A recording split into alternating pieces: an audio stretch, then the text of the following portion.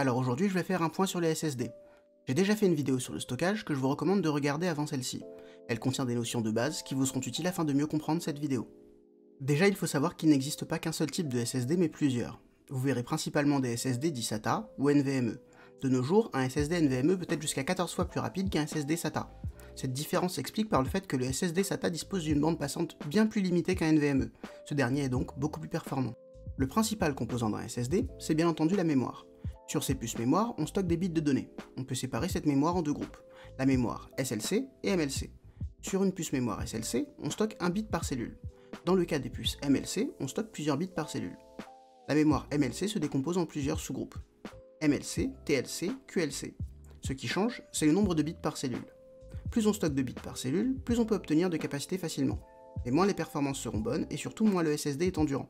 Et l'endurance, c'est la capacité d'un SSD à subir des lectures et écritures répétées. C'est en quelque sorte sa résistance à l'usure, on parle de cycle.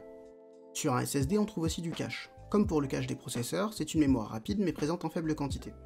Ensuite, il y a le contrôleur qui porte très bien son nom. Il fait office d'interface entre le SSD et le reste de la machine. C'est lui qui détermine le flux de données vers la mémoire.